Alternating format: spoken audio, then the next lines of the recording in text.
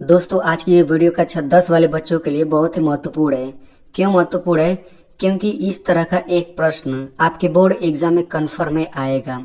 ठीक है, तो जब आपको पहले से ही पता है कि इस प्रकार के एक क्वेश्चन आने वाला है तो आप लोग इसे तैयार करके क्यों नहीं जाते? आप इसे अच्छे से तैयार जरूर करिए। ठीक है, तो देखिए आपसे सवाल कैसे पूछा जाएगा। तो आपसे कहा जाएगा सिद्ध कीजिए कि रूट 2 एक अपरिमेय संख्या है। ठीक है, तो यहाँ पे रूट 2 आ सकता है, रूट 3 अपरिमेय संख्या सिद्ध करने के लिए आ सकता है, रूट 5 आ सकता है, रूट 7 आ सकता है। ठीक है, तो मैं यहाँ पे रूट 2 लेकर के हल करूंगा।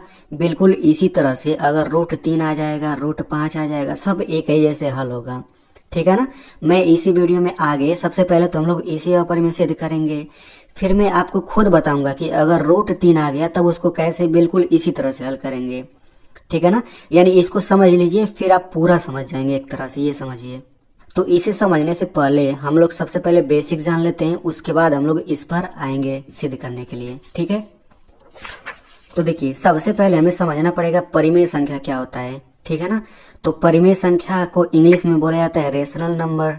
ठीक है, और इसे समझने से पहले हमें समझना पड़ेगा पूर्णांक क्या होता है। तो पूर्णांक को इंग्लिश में इंटीजर्स बोला जाता है। और पूर्णांक क्या होता है, तो देखिए 0 लिख लिया, फिर 1 2 3 4, ये गिनती गिनती ये अनंत तक जाएगा, बहुत आगे तक। 4 के बाद 5 6 7, ये गिनती आता ही जाएगा। फिर 0 के इधर देखिए -1 -2, यानी वही वाला गिनती है, बस माइनस लग गया है तो ये माइनस इधर आता जाएगा। यानी कि कोष्ठक के अंदर इस लिस्ट में जितनी भी संख्याएं हैं उन सभी संख्याओं को हम पूर्णांक बोलते हैं। पूर्णांक संख्याएं भी कई लोग बोल देते हैं, लेकिन शुद्ध नाम पूर्णांक है। ठीक है, तो इस लिस्ट में 100 भी आएगा आगे तो 100 को भी पूर्णांक बोलेंगे। इस लिस्ट में इधर आएंगे पीछे तो -101 आएगा तो -101 भी पूर्णांक है। -100 भी आएगा वो भी पूर्णांक है। ठीक है ना, यानी कि इसके अंदर जितनी भी संख्याएं हैं उन सबको हम पूर्णांक बोलेंगे। अब समझते हैं परिमेय संख्या क्या होता है। तो देखिए इन्हीं पूर्णांक में से कोई भी 2 संख्या ले लीजिए। मैंने चलिए इसमें से 3 ले लिया, एक संख्या ले लिया, ये 2 ले लिया। तो मैं इनमें से किसी एक को ऊपर लिख लेता हूँ, किसी एक को नीचे बटा लगा करके। अब जो ये संख्या बना है इसी को हम परिमेय संख्या कहते हैं। यानी कि परिमेय संख्या का परिभाषा सिंपल भाषा में समझिए कि बटा के ऊपर जो लिखा है वो पूर्णांक होना चाहिए, बटा के नीचे जो लिखा है वो पूर्णांक होना चाहिए, लेकिन नीचे वाला जो लिखा है ना वो 0 नहीं हो सकता, 0 नहीं रहना चाहिए। 3 चीज हम चेक करेंगे फिर कह देंगे कि वो परिमेय संख्या है। जैसे एग्जाम्पल के लिए मान लीजिए यहाँ पे लिखा है 3/7, तो कोई पूछे ये परिमेय संख्या है कि नहीं, तो हम देखेंगे बटा के ऊपर पूर्णांक होना चाहिए। 3 पूर्णांक है, हाँ है। नीचे वाला भी पूर्णांक है और नीचे वाला 0 है क्या, नहीं है। इसका मतलब ये परिमेय संख्या हो गया, 3/7 परिमेय संख्या हो गया।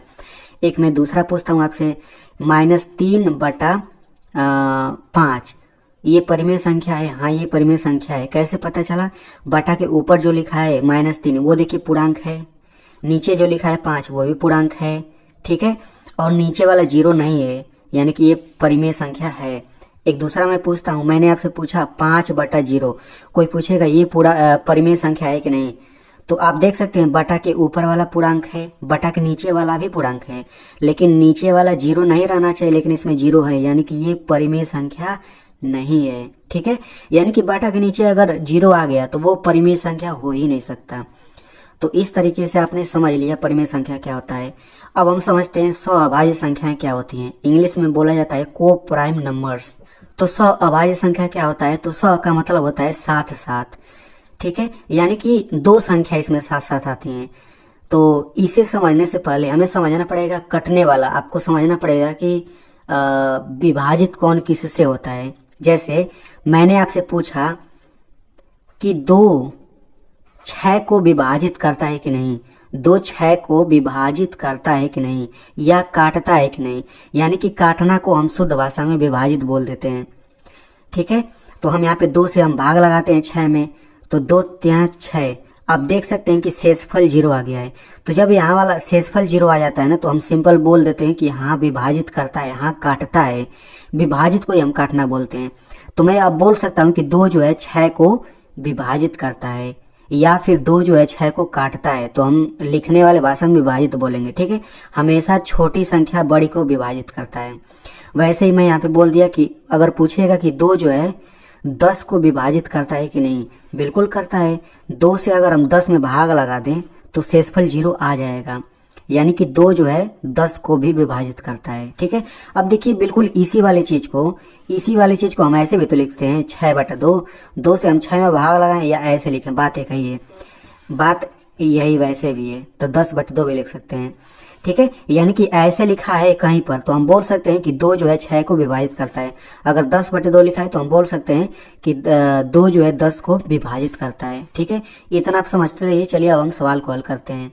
ठीक है, तो मैं यहाँ पे आपको बता देता हूँ कि ये वीडियो थोड़ा लंबा हो सकता है, क्योंकि इसे समझने इसमें अधिकतर रटा जाता है चीज़ों को, लेकिन कुछ चीज़ों को समझा भी जाता है अच्छे से।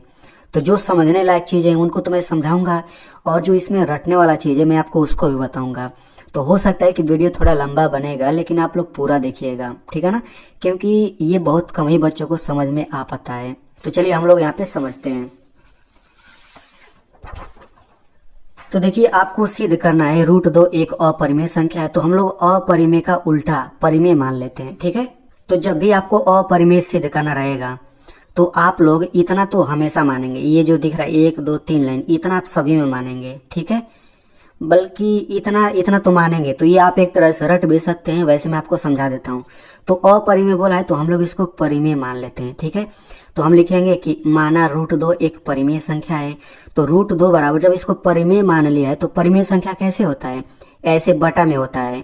ए तो हमने a/b मान लिया, यहाँ पे p/q भी मान सकते हैं, कोई भी अंग्रेजी का 2 लेटर ले सकते हैं। तो हमने लिख लिया √2 बराबर a/b, जहाँ a और b यानी कि एक कोष्टक में लिखना पड़ेगा आपको, लिखेंगे जहाँ, यानी इसमें a और b क्या है? 100 अभाज्य संख्याएं हैं, और b जो है 0 के बराबर नहीं है। इसका मतलब यही है कि b जो है 0 नहीं हो सकता है।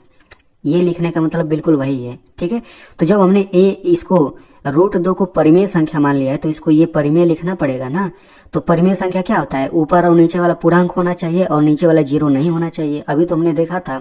तो 100 अभाज्य मैंने बोल दिया, तो 100 अभाज्य, अच्छा हाँ, मैंने 100 अभाज्य आपको नहीं समझाया, मैं उसको समझा देता हूँ। तो देखिए 100 अभाज्य संख्या क्या होता है? देखिए मैंने यहाँ पे 2 संख्या लिया, 10 और ये 15। तो मैंने आपसे पूछा बताइए कि ये दोनों किसी एक ही संख्या से कटता है कि नहीं? तो ये दोनों 5 से कट जाता है, दोनों एक साथ 5 से कट जाता है ना। देखिए 5 दूना 10, 5 15। एक और मैं सवाल आपसे पूछता हूँ। तो एक संख्या 10 ले लिया, दूसरा संख्या मैंने 3 ले लिया। तो अब बताइए क्या ये दोनों किसी एक ही संख्या से कटता है? नहीं, ये दोनों किसी एक ही संख्या से नहीं कटता। एक से तो सभी संख्या कट जाता है, इसको छोड़ दीजिएगा आप लोग, एक के अलावा चेक करना है। तो देखिए ये दोनों एक ही साथ किसी से नहीं कटता। हालांकि ये 2 और 5 से कट जाएगा तो अकेले ना कटता है, क्या ये भी कटता है? नहीं ना। यानी कि इन दोनों को हम 100 अभाज्य संख्या बोलते हैं। यानी कि जब 2 संख्या किसी एक ही संख्या से न कटे तो उनको 100 अभाज्य संख्या बोला जाता है। एक और एग्जाम्पल ले लेते हैं, 3 और 2, ये भी 100 अभाज्य संख्या है, एक ही साथ किसी से नहीं कटते हैं। ठीक है, यहाँ पे मैंने ले लिया 10 और 20। तो ये दोनों संख्या 100 अभाज्य नहीं है, क्योंकि दोनों 2 से भी कट जाता है, दोनों 5 से भी कट जाता है। तो इस तरह से आप समझ गए 100 अभाज्य संख्याएं क्या होती हैं। ठीक है, चलिए तो हम लोग ऐसे ही मानेंगे, a/b लिख दिया, लिखेंगे a और b 100 अभाज्य है। तो 100 अभाज्य का मतलब यहाँ पे जो a और b लिखा है वो किसी से भी नहीं कटते हैं, इसका मतलब यही है। तो इसको सिद्ध करने का बिल्कुल यही नियम है। हमने माना है कि a और b 100 अभाज्य है, यानी कि a और b किसी से नहीं कटता, और हम लोग इसका उल्टा आगे सिद्ध कर देंगे कि a और b कटता है। ठीक है, हमने तो बोला कि नहीं कटता, लेकिन आगे हम नियम के हिसाब से बोल देंगे कि a और b कटता है। तो बस ये गलती आ जाता है, किस वजह से? क्योंकि हमने यहाँ पे गलती माना है, इस वजह से। तो हम बोल देते हैं कि हाँ ये √2 अपरिमेय संख्या है। तो बस अब देखते चलिए, इतना आप लोग कर लेंगे यहाँ तक। ये तीनों सभी में मानना पड़ेगा। अब क्या करना पड़ेगा? b का इधर गुणा करिए, तो √2b बराबर a हो गया। अब दोनों पक्षों का हम वर्ग कर देंगे, वर्ग मतलब 2 घात लगाने पर। ठीक है, तो इसका वर्ग करेंगे तो कैसे वर्ग होगा? तो देखिए मैं आपको बताता हूँ। देखिए यही सवाल है, आपको वर्ग करना है। इसका मतलब √2b इधर स्क्वायर कर दीजिए बराबर, यहाँ पे इसको लिखेंगे a पूरे पर 2 घात, ऐसे स्क्वायर करना है। ठीक है, तो वर्ग का मतलब यही करना रहता है। अब देखिए यहाँ पे बीच में कुछ नहीं, गुणा है तो हम लोग अलग अलग कर सकते हैं वर्ग। तो ये हो जाएगा, फिर ये b², इधर हो जाएगा a²। अब देखिए √2 का स्क्वायर 2 होगा, तो ये हो जाएगा 2b² बराबर a²। अगर कोई कहेगा √3 का स्क्वायर करिए तो समझिए स्क्वायर से ये रूट कट जाएगा, केवल 3 आ जाएगा। ठीक है ना। तो यहाँ से हमने डायरेक्ट ये कर दिया 2b² बराबर a²। अब देखिए बीच में यहाँ पे कुछ नहीं है तो ये गुणा रहेगा। तो हमें पता है कि गुणा वाला जब बटा के दूसरी ओर जाता है तो भाग हो जाता है, तो 2 इसके नीचे आ गया। अब मैंने अभी आपको पीछे एक चीज़ बताया था कि अगर 6/2 लिखा है तो हम बोल सकते हैं, क्या बोल सकते हैं कि 2 जो है 6 को विभाजित करता है। तो यहाँ पर भी हम नहीं बोल सकते हैं, क्या बोल सकते हैं कि ये ऊपर a² है तो हम बोल सकते हैं ना कि 2 जो है a² को विभाजित करता है, इतना बोल सकते हैं। इसको आप समीकरण 1 मान लीजिएगा, ठीक है। हम बोल सकते हैं कि 2 जो है a² को विभाजित करता है। अब ये अगले लाइन मैंने कैसे लिखा, लिखेंगे इसलिए 2a को भी विभाजित करता है। ये मैं आपको समझाता हूँ अच्छे से। देखिए ये बताइए, मान लीजिए 4 पर 2 घात लिखा है, यानी कि ये 16 लिखा है एक तरह से, यानी कि 16 को लिखने का ये दूसरा तरीका है। 4 × 4 16 ही तो आता है, ठीक है। मैंने आपसे पूछा कि 8 का स्क्वायर क्या होता है, चलिए 8 छोड़ दीजिए, ये मैंने लिखा 6 का स्क्वायर क्या होता है 36, ठीक है ना।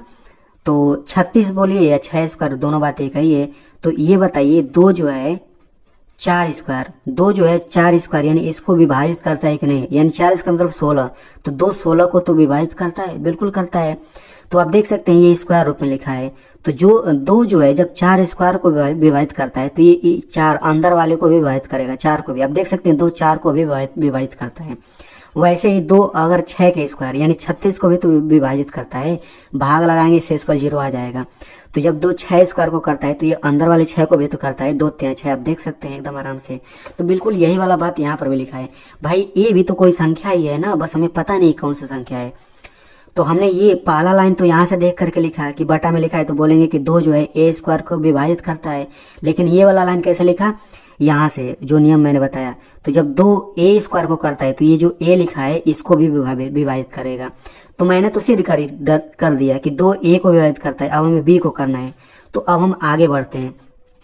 इसके बाद देखिए यहाँ तक तो आराम से आप लोग कर लेंगे, यहाँ तक आप देख लीजिए एकदम अच्छे से, इतना रट लीजिए, नहीं समझ में आया तो ठीक है। अगर यहाँ पे √3 रहता ना तो ये सब यहाँ पे 3 से विभाजित होता, यहाँ पे 3 आ जाता। चलिए आगे हम बताएंगे आपको वो, ठीक है। अब देखिए यहाँ तक आराम से हो जाएगा।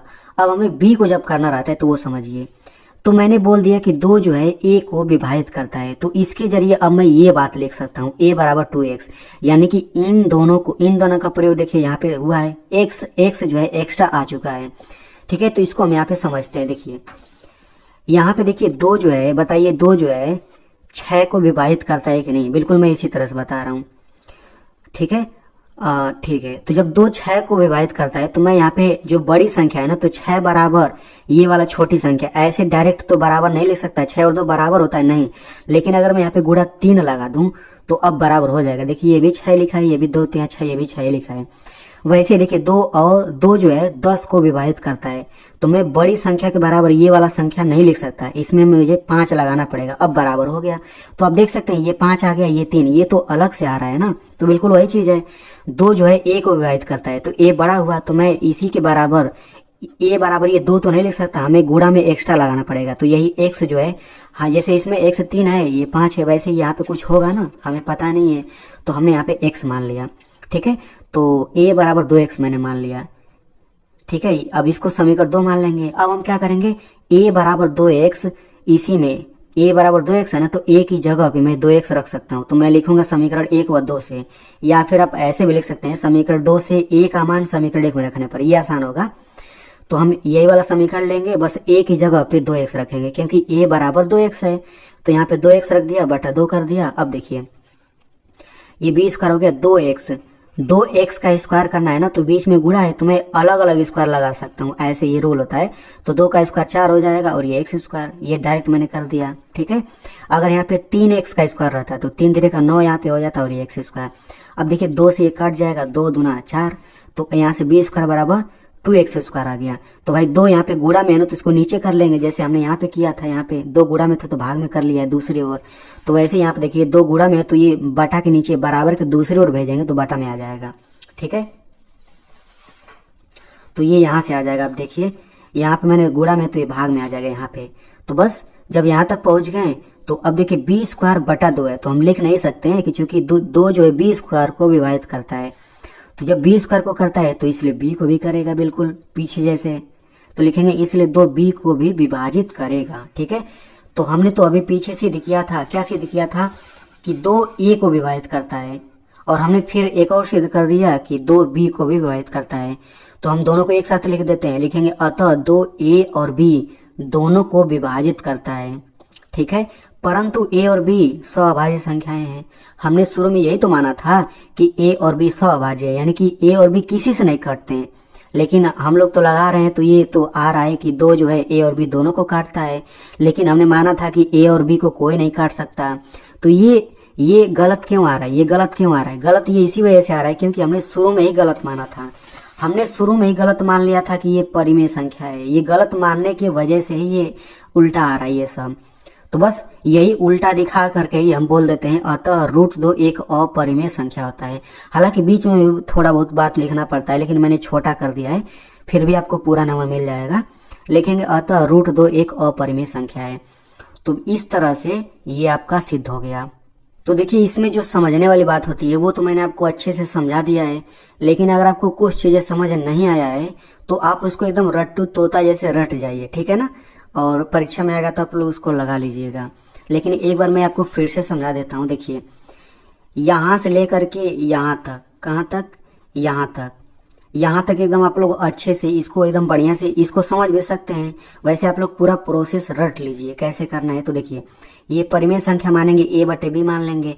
a और b सअभाज्य और b 0 नहीं होना चाहिए, क्योंकि ये आपने परिमेय संख्या माना है ना, तो परिमेय संख्या के परिभाषा के अनुसार ये हो गया। ठीक है, तिरछा गुणा करेंगे, स्क्वायर करेंगे, यहाँ तक आप पहुंच सकते हैं, ये लिख सकते हैं आप आराम से। इसके बाद का ये प्रोसेस रट लीजिए। 2a को विभाजित करता है तो a बराबर 2x बोल दीजिए। यही 2x, a बराबर 2x इसमें रखना पड़ेगा समीकरण 1 में।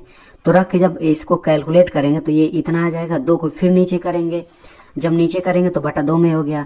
तो फिर आप बोल सकते हैं कि 2 जो है b स्क्वायर को विभाजित करता है तो b को भी करेगा।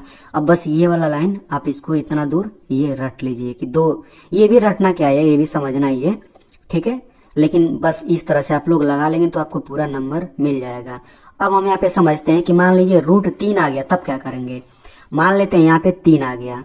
ठीक है, तो सिंपल यार, यहाँ पे 3 आ गया ना, तो इसमें जहां जहां पर 2 था हर जगह 3 हो जाएगा, हर जगह 3 हो जाएगा। यानी यहाँ पर भी 3 हो जाएगा। मैं बना दूं क्या? चलिए बना देते हैं। यहाँ पर 3 हो जाएगा, यहाँ पर 3 हो जाएगा, यहाँ पर 3 हो जाएगा, यहाँ पर 3 हो जाएगा, यहाँ पर 3 हो जाएगा। अब यहाँ पे बटे के नीचे 3 आ गया, तो अब 3a स्क्वायर को विभाजित करेगा, 3a को विभाजित करेगा, a बराबर तब यहाँ पे 3x मान लेंगे। ठीक है, बस यहाँ पे थोड़ा सा आपको समझना है। यहाँ पर तो यहाँ पर भी 2 की जगह 3 आ गया। चलिए यहाँ पे, हाँ, तो मैंने a बराबर यहाँ पे 3x रखा है, तो a की जगह 3x हो जाएगा। ठीक है, और यहाँ पे 3 रहेगा। मैंने बोला ना 2 की जगह 3 होता जाएगा, तो ये हो गया। अब इसको हल करेंगे तो ये हो जाएगा b स्क्वायर बराबर 3 का स्क्वायर हो जाएगा 9x स्क्वायर बटा 3। अब 3 3 9, तो यहाँ से हो जाएगा b स्क्वायर बराबर 3x स्क्वायर। यानी कि 3 आपने रखा तो यहाँ पर भी 3 ही आएगा, तो b स्क्वायर बटे 3 हो जाएगा बराबर x स्क्वायर। यानी 3 नीचे आ गया, तो अब यहाँ पे बोल सकते हैं ना, कहाँ गया अगले स्टेप में। अब यहाँ पे 3 आ गया नीचे, तो ये भी 3 होगा, ये भी 3 होगा, यहाँ पर भी 3 होगा और यहाँ पर भी 3, यानी कि √3 आपका सिद्ध हो गया। तो आई होप आपको अच्छे से समझ आ गया होगा। अगर आपको समझ आ गया है तो इस वीडियो को अपने दोस्त में जरूर शेयर करिए, क्योंकि उसे भी समझ आ जाएगा, और अगर पेपर में क्वेश्चन आ जाता है तो वो भी आराम से लगा लेगा। ठीक है, और मेरी मेहनत के लिए इस वीडियो को एक लाइक कर दीजिए।